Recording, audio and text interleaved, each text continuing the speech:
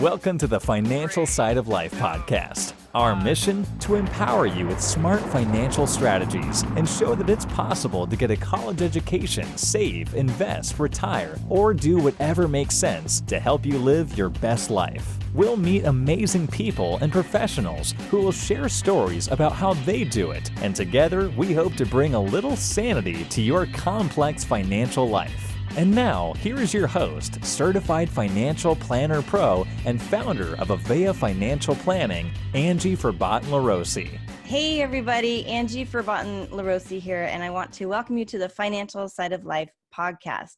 So today I'm excited to have Robyn Fisher with me on the podcast. She's an old friend going all the way back to elementary school. And in fact, Robyn, I was just recently looking through my photo album and I came across my 10th birthday party photos. And I don't know if you remember, but you were there. I do remember. Oh my gosh. I remember a lot about elementary school. Yeah. And that was in this house because I'm still here in this house. So. Oh, that's so funny. It's my brother's room. Oops. Wow. That is hilarious. Yeah. So we go quite a ways back. I hadn't realized it was that far back. So yes, it's awesome.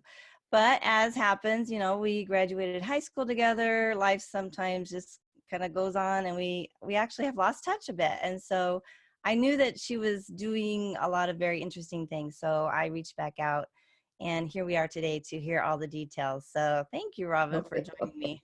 Sure. I'm really excited to be here. Thanks, Angie. All right. So I'm going to let you kind of talk about all the things that your bio and things like that. But what I like to remind you as well as others is that this podcast I center around topics related to the financial side of life.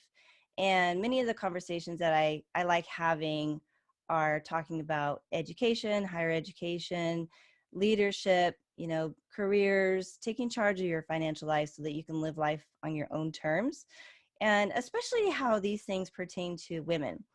And so I really think that you're kind of that perfect guest because you hit on a lot of these areas for sure. So I'd love to start by hearing more about your background, particularly your educational path, how you got started in your career, and then ultimately this creation of your business, entrepreneurship, related to R.T. Fisher Educational Enterprises. So can you just kind of tell us a little bit about yourself and all of that? Sure. So after graduating from Pasco High School, I went to Mills College in Oakland, California.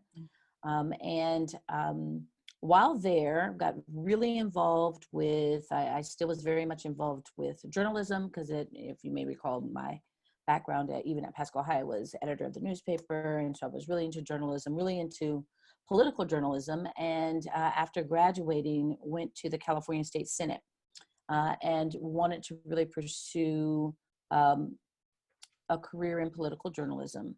I was very interested in what was happening in the world and how I could hopefully speak truth to power. And so I was part of a program called the California State Senate Fellowship Program. And in that fellowship program, I was assigned to the California State Budget and Fiscal Review Committee. And in that committee, I was assigned to a subcommittee that focused on higher education. And so that's where I really got my initial start thinking about the importance of higher education and the policy around higher education.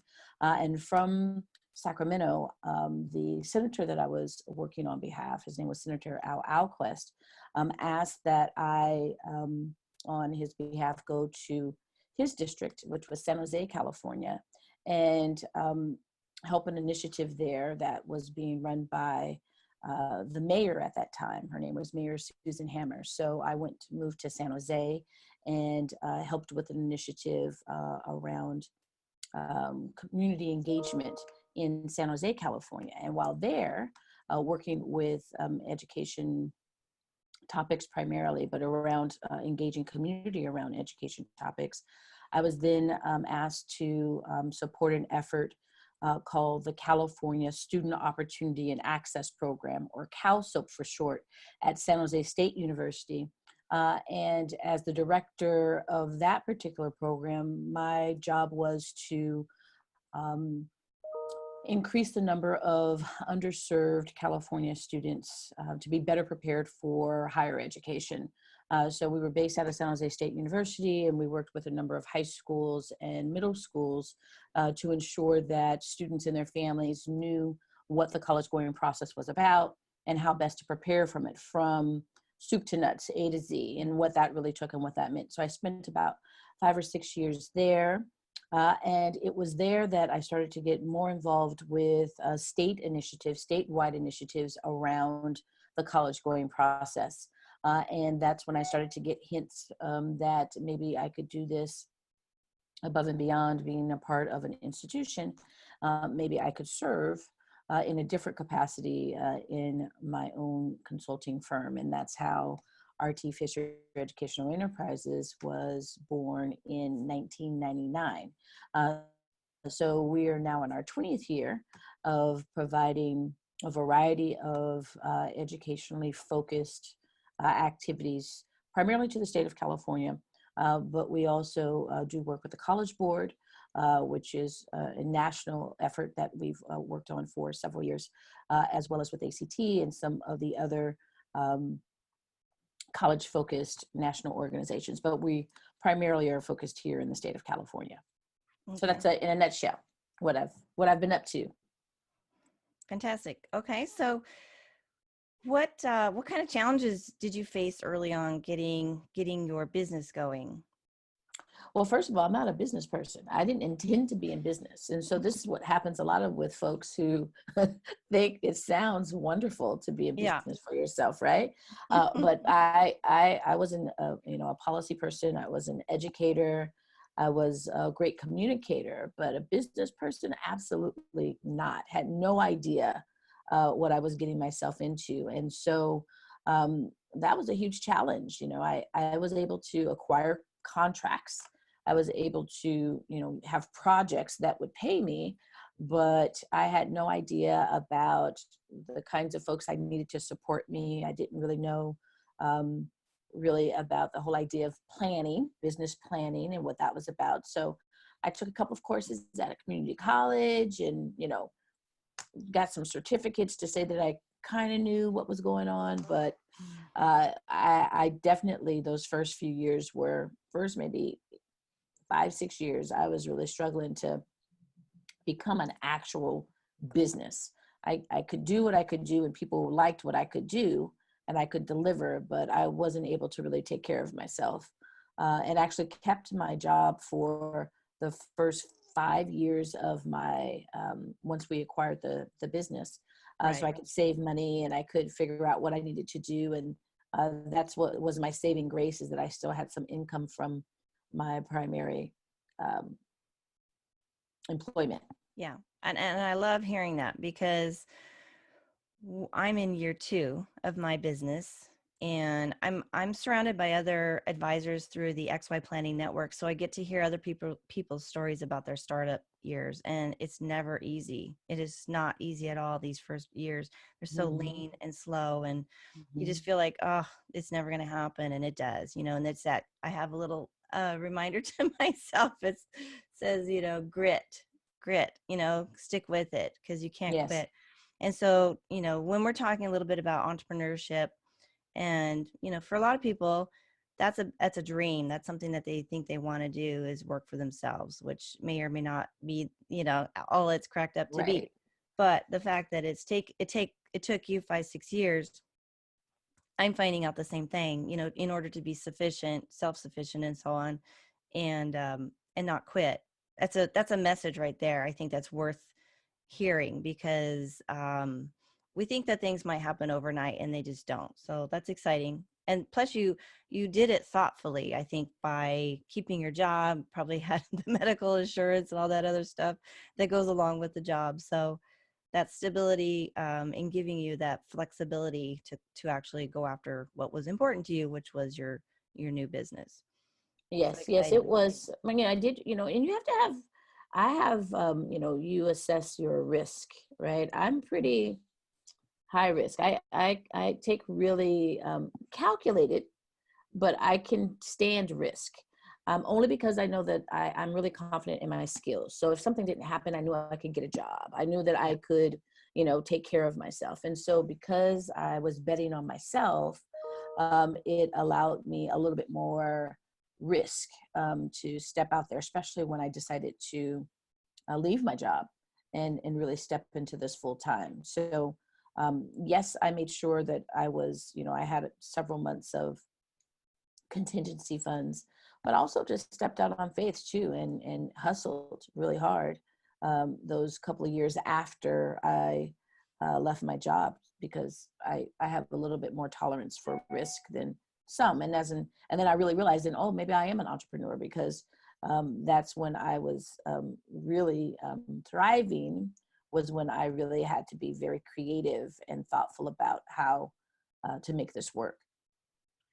And I love that you touched on risk as well, because that's another thing, and failure, because risk, what you're putting at risk is, failing at something or not doing something well or not succeeding. And there's always that chance, that you're risking a known job for an unknown, business future.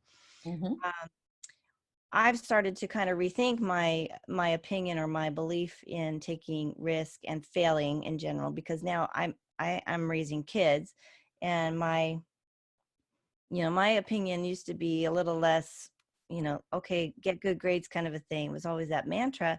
But in reality, I'm trying to push my kids to try lots of different things, and that might mean they don't get good grades, or that might mean that they don't always succeed. And so failure is an option. I'm curious to learn more about what you may have struggled with or failed at, maybe even early on in this journey with your business. But then what came of that failure? Because something always comes out of that, it seems like. Oh yes, I've had lots of failure, and so, and it's sometimes really painful, but lessons learned without a doubt. A lot of my greatest challenges, and I would say failure, is around staffing, right? Needing help, right? So you get a great contract and folks are really interested in, you can't do it by yourself. So you have to get help. And I think that that was always and has been continued to be a real challenge for me. So we got this great contract and I had to scale up really, really quickly.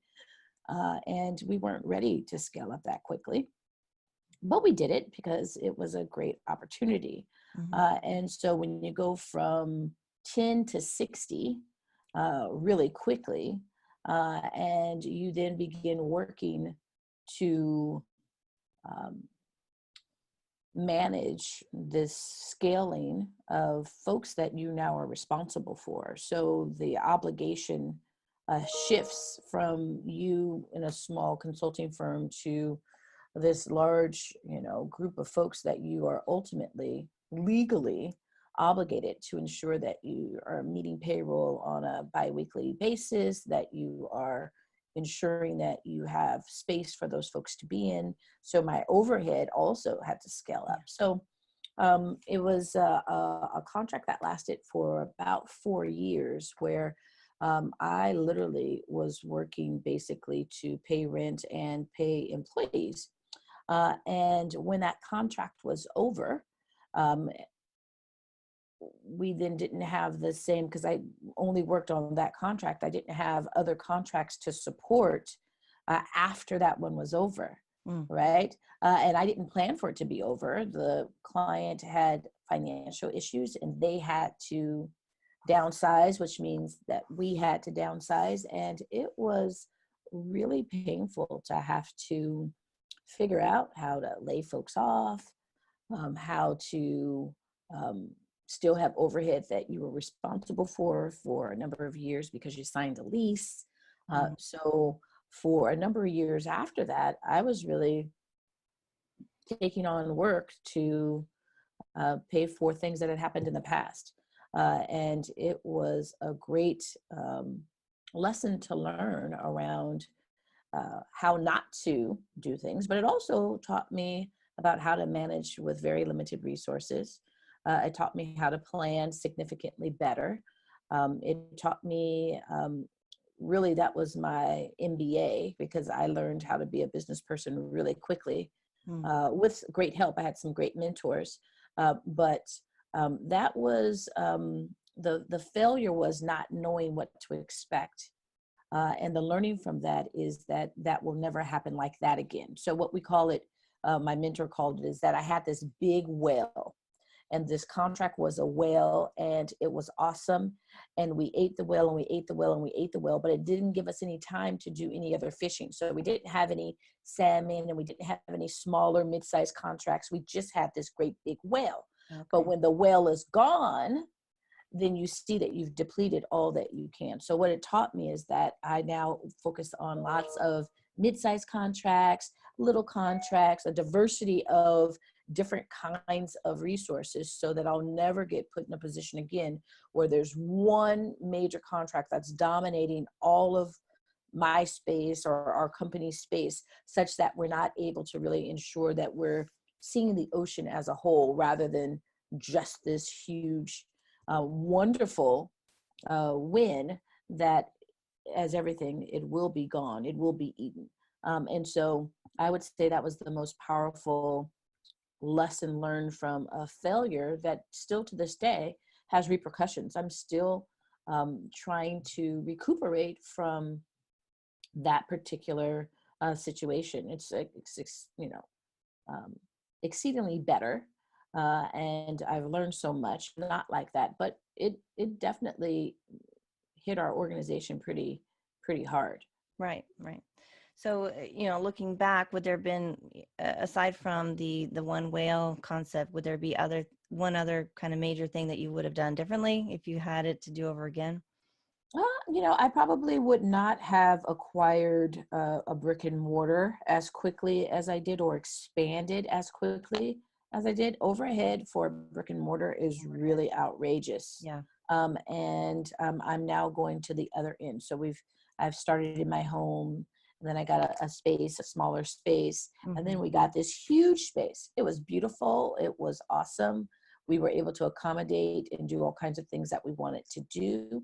But then I was kind of stuck with it, because you have a lease that you have to pay, that you're stuck into. And so I'm now on the other end. So I've downsized back to a smaller space, and then eventually, I don't know what kind of office configuration I'll have. I'm really interested in virtual offices and shared spaces. And so I'm going back now towards the other end as I go towards this next phase of our organization. So definitely has been a cyclical process. And if I would have known then what I know now, I most likely would not have done that, except for it taught me some amazing lessons, and I am much stronger business person because of it. But I would have preferred not to have those lessons if I could have avoided it. I don't know. Like you said, that was your MBA, right? And yeah, it was. I learned a lot. So much so, this is the funniest story. I got this amazing angel mentor. I went to a bank, and I was struggling, and I was trying to get some help, a loan. And the vice president, she was a woman, and she was so kind. And she said, you have a great business plan, you're doing great things, but we just aren't able to provide you with a loan, right? But she said, but what I can provide you, I belong to this organization, and a small business association kind of organization, and I can get you some help. And so literally that next day, this gentleman, Steve Roth is his name, he called me the next day, and he says, I heard that you need some help, and I'm here to help you. And he says, can you meet me at this cafe in Berkeley? And I said, sure. And I meet this gentleman, and I share with him what's going on. And he says, pro bono, he worked with me for about 3 years to really help me get on my feet. He was almost like a private tutor mentor to me, so much so that I didn't even know. He was like, so what's your P&L? Show me your P&L. And, being proud as I was, I had to research that. No one had asked me what a P&L was. So Angie, I was on the internet looking for a P in the letter NL. And I was like, I can't find a P&L. I can't find, what is a P&L? And so finally I said, Steve, I'm so sorry. I don't know what a P letter N, L is. And he just got red. He says, Robyn, no, a profit and loss statement. I was like, why did you say that?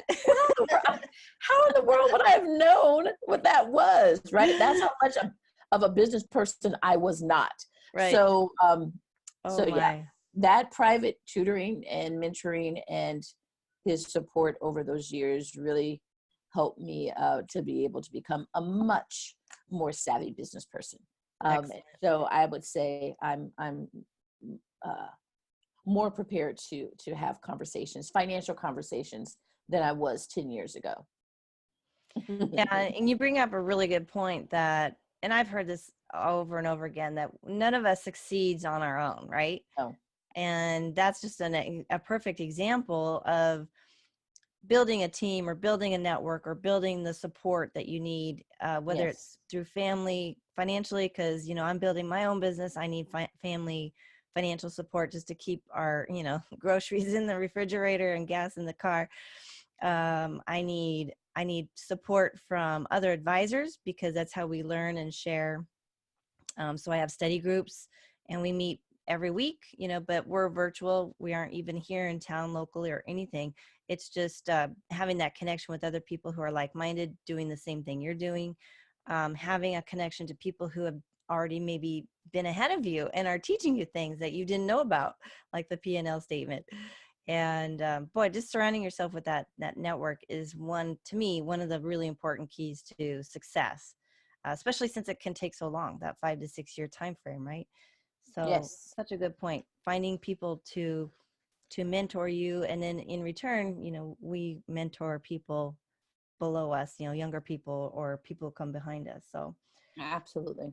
I'd be curious to know more about some of the programs that you, gosh, just on your website, there's just a lot of different things that you are involved in. So I'd like to know more about them.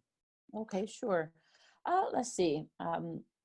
We have a nonprofit organization that's called the Choose College Educational Foundation. Mm-hmm. And the purpose of Choose College is just that we are of the belief that young people, their families, their parents, anyone who's interested should have the opportunity to have all the barriers removed, such that they can make a choice about whether or not they want to attend college. Here in the state of California and across the nation, that's not always a choice for many of our students. And there's lots of reasons why. And our organization is about removing those barriers so that people can make really thoughtful decisions about what that looks like. I mean, not because someone else believes that they should not, or that they're not college material, or that they don't have what it takes because they're too poor, or they're not smart enough, or they're all the things that folks say why folks may not choose college. Our organization believes that that's not the case. And so we do whatever we can to remove those barriers. And so some of our programs are what we call the STEM Steps program, where we're providing strategies to empower and educate students and their families, 5th through 8th grade students, around how it's important to start thinking now about how to be the best student that you can possibly be. Because what we know about colleges and universities is that they are looking for students, right? That's their business. And so being eligible for college is one of the ways in which we begin to remove some of those barriers. When you are an outstanding student, you know your strengths, you know your challenges, you are able to articulate what that is and what that means, you're able to advocate for yourself. In high school, you're able to participate in programs that will allow you to have more access to the college of your choice. And so this particular program is really about how do we get our younger students equipped with the kinds of self efficacy skills and advocacy skills, such that they can begin to be thoughtful about what it is that they want to consider in their future. And we think it's never too early to start thinking about how to be the best that you can be. Now, we don't spend a lot of time, though, with the financial aspect of college with students that young, because we want them to be more interested in their interest in cultivating their talents. But with their families, which is part of that STEM Steps program, it's a family-based program. We are absolutely talking with parents about how best to start planning in elementary, middle school for their students to participate. Everything from, good old savings bonds, to begin, instead of all the things that folks purchase for Christmas gifts and birthday gifts. We're saying, let's start sharing these things. Let's start with some early savings plans that I know financial planners have available. And it just takes a little bit of money per month to start planning and preparing. So we're spending a lot of time with families around the financial aspect of college, but with students, we spend more about being the best you can be and really finding out what you love and going from there. So that's a big those two programs are big programs that we work with, including our College Making It Happen initiative, which is a statewide initiative where, again, we're in middle schools throughout the state of California, advocating a campaign of making college happen. And this is how you do it, really knowing what information you need to know very early on to be prepared. And that one is really focused on teachers, educators, because what research tells us is that for a middle school student, your peers are your first folks that you go to, and then it's your teachers. Your teachers really do have an amazing influence over you, even before your parents or your families. So we really spend a lot of time ensuring that educators have the most relevant, up-to-date information about the college going process, because they could make or break a child's future based on what they know or don't know, or the advice that they give. So we spend a lot of time ensuring that educators have great information about the process as it relates to the college going process. So those are some of the bigger projects that we're working on. Okay. And did you say you gear that toward 5th through 8th grade? Yes, Most of that work? Most of the STEM Steps program is for 5th through 8th graders, and our College Making It Happen initiative is for middle school, so 6th through 8th grade. Okay. Do you focus on anything to do with the high school age students? Yes, we have several partnerships with high schools throughout the state, and we're really focusing on 9th and 10th grade with the University of California in particular, and with the CSU Chancellor's Office around ensuring that students know what the college requirements are. For us, it's called A through G, and it's a set of courses that students are recommended to take if they want to be eligible for a 4-year public university here in California. So we spend a lot of time with 8th, 9th, and 10th graders, making sure that they're really clear about what that sequence is. But then more importantly, we're looking at 11th graders to assure that if for some reason they received a grade in one of those courses that wasn't a C or higher, that they know exactly what to do to validate or make up that particular course. Because a lot of times we find that our students become ineligible for a 4-year college here, public university here in California, because of something that's happened in 9th grade. They didn't get a chance to make up that particular course, or they didn't get great advice or counseling about how to do it. And so we spend quite a bit of time making sure that students and families really know from that perspective, from an academic perspective, how best to be as prepared for college as possible. So what are your thoughts on, I don't know, the future of higher education in general? I just, again, I focus more on the paying for college part and trying to help families plan ahead, either through savings if they started early enough. But a lot of people that I'm speaking to are more in the high school. They're already in high school, the kids.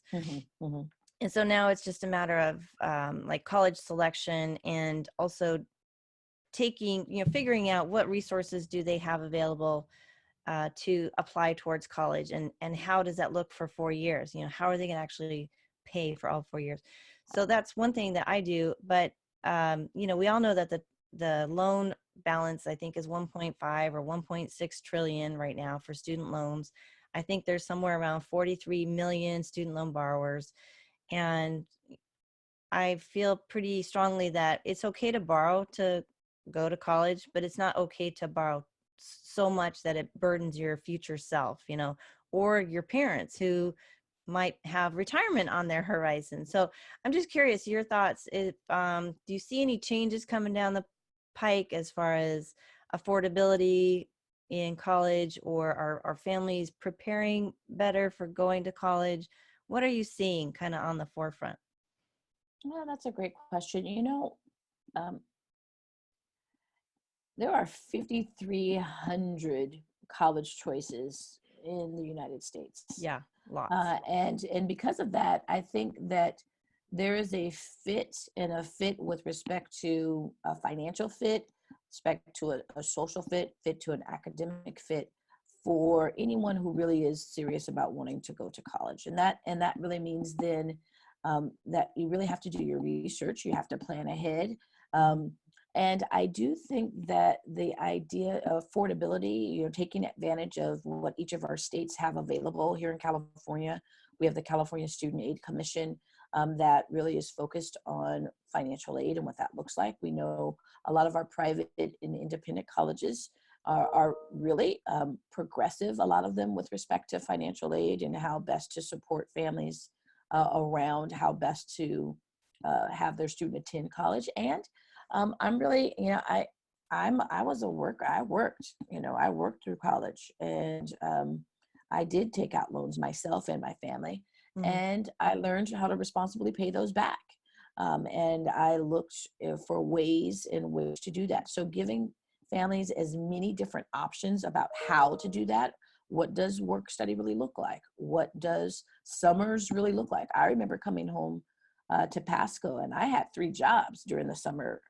I was working at the movie theater, I was working at Patel, I was working at Safeway. I was hustling, and so and had enough after that summer to really go back to school and really use that to my benefit. And I think that there's some work ethic that has shifted some from families and what is expected of their kids. And it has not been my blessing to be a parent, so I would never speak on behalf of parents.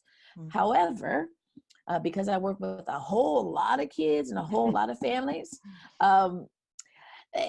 they could work a little bit more. They could do a little bit more. And so families— That's what you're hearing, huh? That's what Parents. I don't know. I could see that they could do a little bit more. Parents are very gracious. The families that I meet, they give a lot. And our kids could work a little bit more too. So it's a both and in the sense that there are resources available, but there definitely is. And with this gig economy, I mean, our kids know how to do all kinds of things. Now, from an entrepreneurial spirit, I'm saying, put those entrepreneurial skills to work, and help out your family and what that looks like and what that means. But the most important thing that I tell students as it relates to financial aid is to be a great student. It makes a difference. And so if we really want to ensure that our students are able to have choices, then early on, it's really making sure that they have the appropriate skill sets to be the best student that they can possibly be. And that just opens up so many more opportunities. And if they are going to borrow, is to borrow responsibly. I worked with, I have younger siblings, much younger siblings. And so the agreement with my family was, since I didn't have children of my own, I would help support my family with my younger siblings. My sister came to live with me when she went to college so that I could help defer costs that way. So also there's ways for us to be, more community oriented, think about how best to support one another. What does that look like and mean?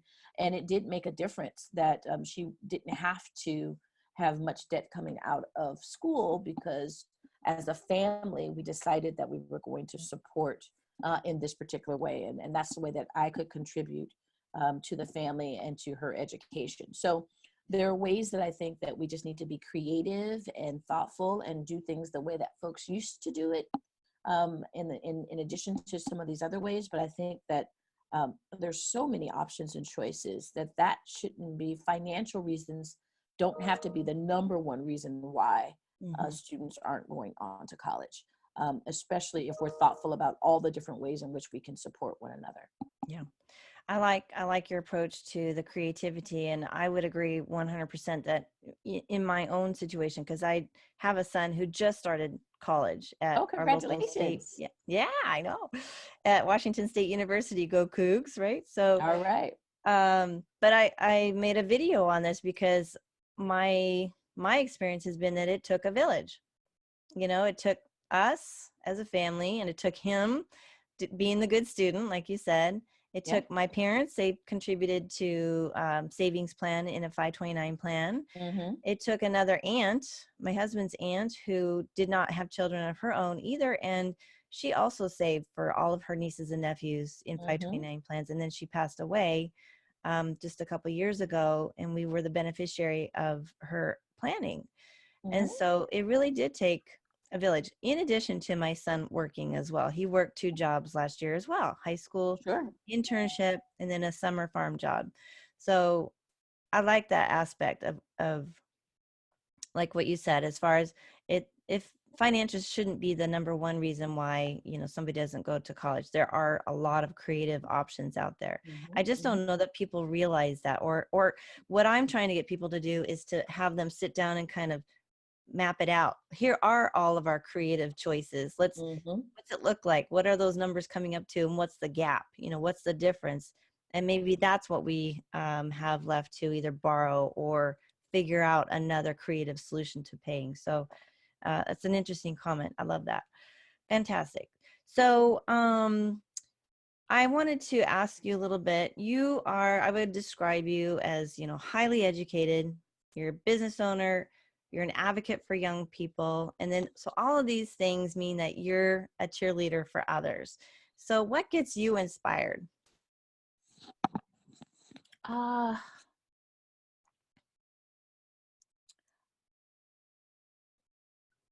Being outside, I love nature. I love hikes. I love to travel. I make sure that I travel at least once a year to some place that I really want to go. This year, I'm going to Cuba. And last year, I went to Norway to present some of our work that we're doing here in all the way in California. So I like to travel. It gets me inspired. I love to meet other people, understand other cultures, learn from them, and bring back from those experiences some of the work that I do. I love to garden. I grow lots of my own vegetables and You my do? own cut flowers. Yeah, I love it a lot. Didn't think that I would, but I absolutely love it. And it's so inspiring to get your hands dirty and to be able to cut things and eat things that you have actually produced. And so I love that a lot, and that does a lot of inspiration. I do a lot of reading still, pleasure reading. I do a lot of reading for, you know, work. You could see if I'm looking at my bookshelf now, but I love to still read just for reading's sake. Again, there was no power, no internet, no phone service over the weekend. So I got an opportunity to do all those things that inspire me without any interruption. So those are the things. And now this morning, I'm ready to go because I had an opportunity to really recharge. So those are the things that really get me inspired. Great, great. So when I think of us as kids growing up, I you know, I have kind of my opinion of you, and I have what I think are some of your qualities. You know, you were just a leader. You were outgoing. You were involved. You were just that natural, you know, a natural cheerleader, even though you were an actual cheerleader, right? Again, I was looking through the yearbook. I was like, oh yeah, she was a cheerleader. Yeah. And It was. and I might post a picture or two. We'll see. I'll let you know. Yeah, that would not be a good idea. No. Oh, It'll be but fine. You can do whatever.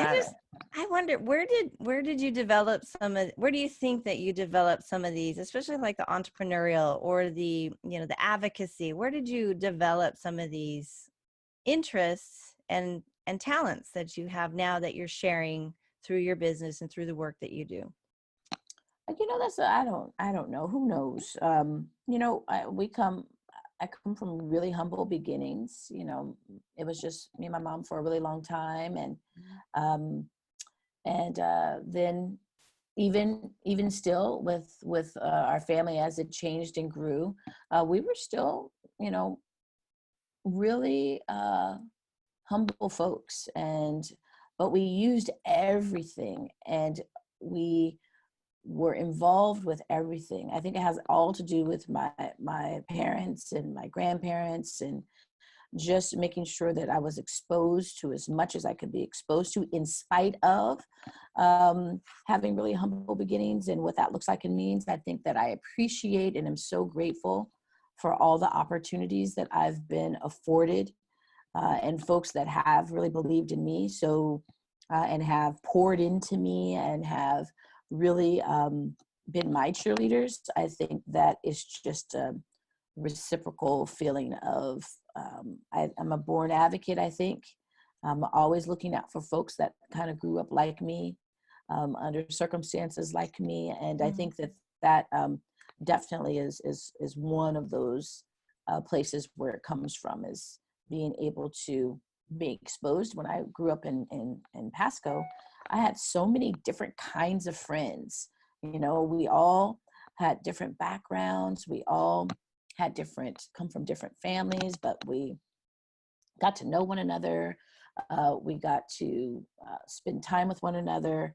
And I think that made a difference too, is that I had such a diverse group of opportunities and experiences, that it made me just want to share as much as I could with others about the potential that they have as well.